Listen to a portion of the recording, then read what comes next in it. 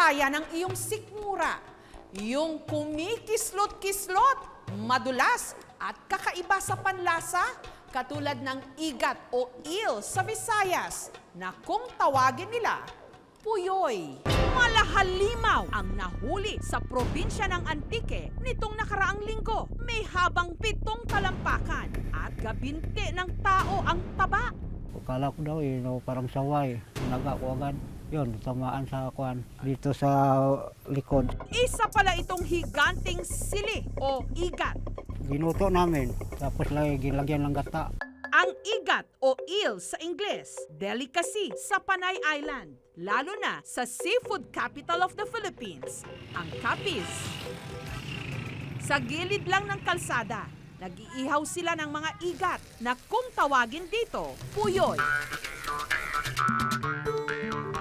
Tuwing alas 2 ng hapon, pumupwesto na sa harapan ng talipapa ang magkakaibigang ito para magbenta ng inihaw na puyoy. Si Nanay Lucena, 4 na dekada nang ito ang ikinabubuhay. Yan lang ang hanap buhay namin. Simula noon hanggang ngayon, pag hindi makapamuyoy, wala kaming kakainin. Nahahawig ito sa isaw ng manok. Ako sa ikaw. Mahanapin ko yata to eh. Mamaya-maya, bibili naman ako ito. Yun nga lang, ang kanyang kita parang dumudulas lang din daw sa kanyang mga palad. 300 pesos kada kilo ang bili nila rito. Halos doble ng presyo ng karne ng baboy. May ginabaklan ako adlaw-adlaw sa puyoy. Wala akong kapital na puhunan. Pag nakabinta lang ang pagbayad ko. Pag konti ang puyoy, yung asawa ko may puyoy, yan naman ang binibinta ko. Para mamatay at matanggal ang dulas ng mga ito, nilalamas sa abo.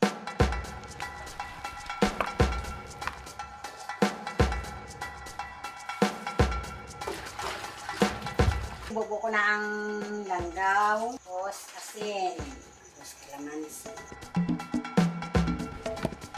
Magtuhog matagal matapos. May ara 2, depende sa kadago sa puyoy. May ara 1 lang, paryasin nila ko, 1 lang. 15 pesos kada stick ang benta. Ang mga puyoy na iniihaw ni Nanay Lucena, dito nang gagaling sa Bakawan ng Barangay Madulano. 1940s pa raw nung nadiskubre ng mga residente na marami ritong puyoy. Basta may putik, may puyoy yan. Doon sila nag-habitat, nag-itlog yung mga puyoy. Yung paalam mo na lang sa akin para ituro ko na doon sila makukuha, na hindi lang masira yung mga corals o mga habitat namin. Yung teknik na para makahuli ka ng puyoy, ginagamitan namin ng yung kared. Itak ito tapos nilagyan namin ng ng ngipin. Kasi pag walang ngipin, hindi ito makahuli sa sa puyoy. Kasi yung puyoy nandun sa ilalim ng putik.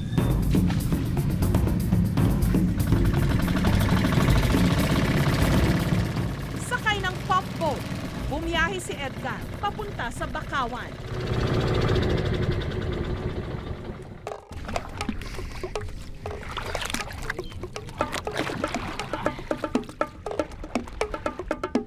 Kanya-kanya silang hanap sa putikan.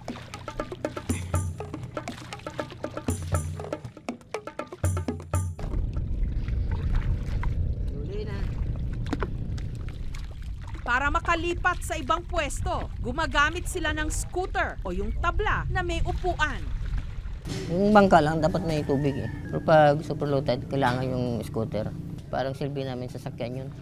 Matapos ang 2 oras, nakahuli sila ng 2 kilo ng puyoy. Per kilo, 250. Kasi sabi niya, kahit kami, hindi namin magsabi, sa totoo lang, sarap talaga yung puyoy.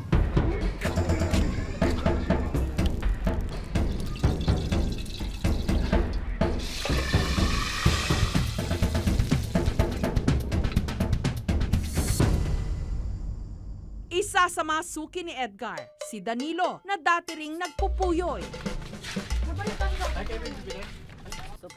Yung puyoy paborito namin dito, kaya pang pagana, pagkain. Kasi malambot, masarap yung sabaw.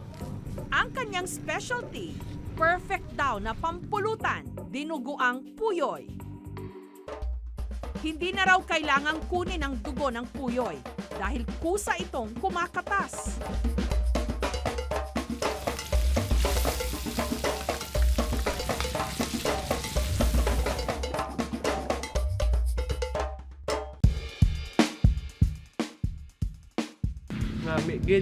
Lahat ng mga tao dito, kumakain ng puyoy para pampagana. Marami ng anak ko 11 na eh. Dahil sa puyoy siguro. Anak dito may 14, may 11, may 12. Dahil napapainit ang katawan. Sa karinderya namang ito sa Barangay Poblasyon, dinarayo ang kanilang adobong ugdok. Igat din ito. Mas malaki nga lang kesa sa puyoy. Mabilis siya maubos kaysa luto naming baboy, karne, manok kasi yung baboy, karne at manok araw-araw linuluto namin. Hindi kagaya ng ugdok na bihira lang nila makikita.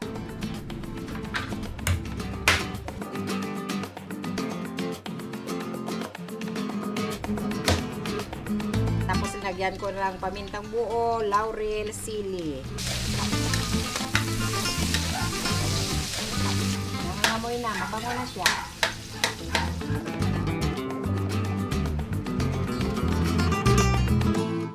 Parang isda lang siya kasi mataba yung ugdok. Kasi dati nung maliit pa kami, pinapakain kami yan ng tatay namin. Yung ugdok, masarap kainin. Yung igat, source siya ng protein. Ginagamit natin yung protein na pang-build ng mga muscles, tissues, at iba pa. So, bukod sa igat, source din siya ng ibang mga vitamina at mineral. Wala pang pag-aaral na makakapagsabi na talagang aphrodisiac itong mga isdang ito or katulad na yung igat. Dahil nga mataas ang export value ng commodity na to, talagang mag-aangat naman ito sa kabuhayan ng ating mga fisher folks natin. Andun yung encouragement at support ng gobyerno para sila ay patuloy na makapag-export at mag-culture nito. Kung magkataon, ang mga kumikislot-kislot lang sa putikan, dolyar ang katapat. Thank you for watching, mga kapuso. Kung nagustuhan niyo po ang videong ito, subscribe na sa GMA Public Affairs YouTube channel. And don't forget to hit the bell button for our latest updates.